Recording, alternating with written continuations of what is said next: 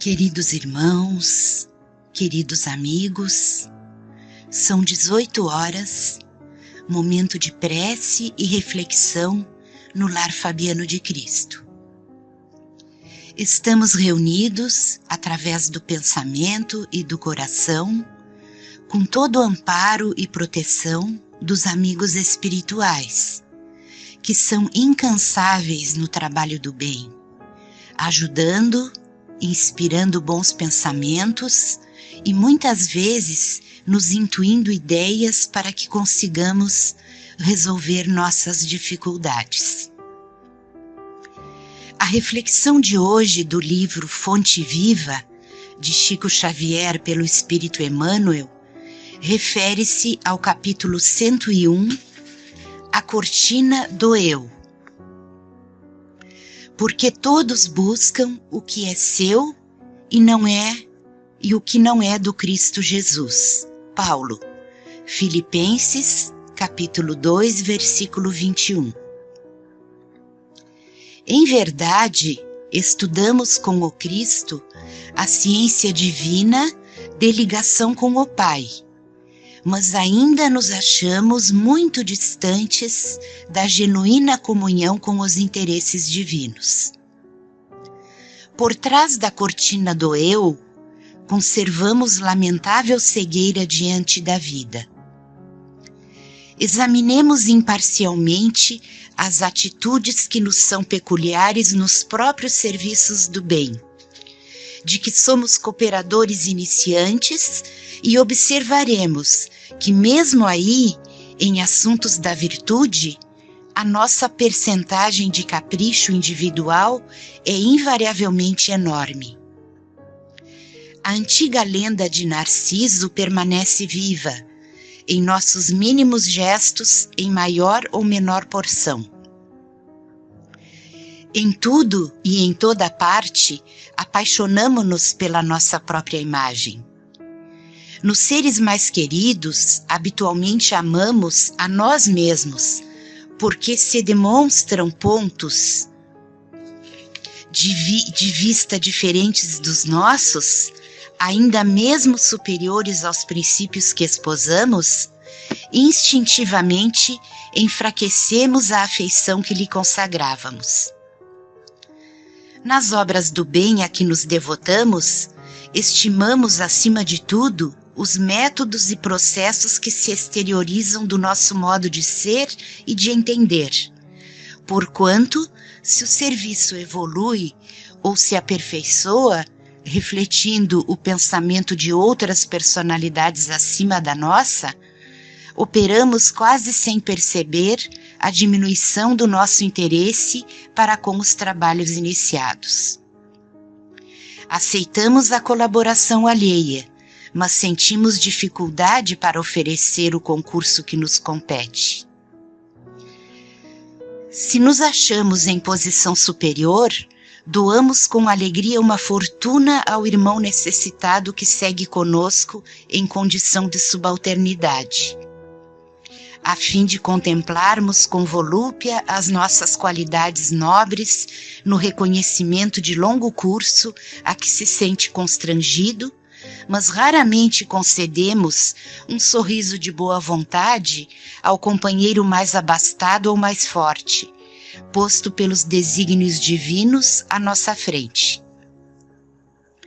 Em todos os passos da luta humana, encontramos a virtude rodeada de vícios e o conhecimento dignificante quase sufocado pelos espinhos da ignorância, porque, infelizmente, cada um de nós, de modo geral, vive à procura do eu mesmo. Entretanto, graças à bondade de Deus, o sofrimento e a morte nos surpreendem, na experiência do corpo e além dela, arrebatando-nos aos vastos continentes da meditação e da humildade, onde aprenderemos pouco a pouco a buscar o que pertence a Jesus Cristo em favor da nossa verdadeira felicidade dentro da glória de viver. Então, queridos irmãos, meditando sobre este texto,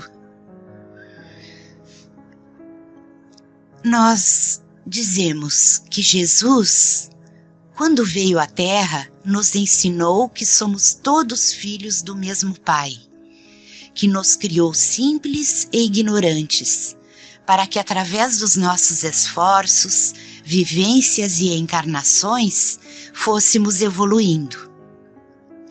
Deus, ao nos criar, colocou no íntimo do nosso ser a centelha divina, ou seja, o elo de ligação com Ele. Mas para que consigamos ter essa comunhão com os interesses divinos, necessitamos superar o ego, permitindo uma identificação profunda com o nosso eu interior, que se desvela, manifestando a sua procedência divina e arrebatadora. É o autoconhecimento. Quando reencarnamos, a imersão no corpo físico gera apegos emocionais e materiais, ilusões, ambições, conquista de prazeres que acabam por gerar um bloqueio para as aspirações relevantes, fazendo com que esqueçamos a visão espiritual, a ligação com o Pai, que é imprescindível para nosso crescimento, pois somos seres imortais e chegará o dia em que teremos que deixar este corpo físico e nossa bagagem será composta de tudo que adquirimos em valores morais.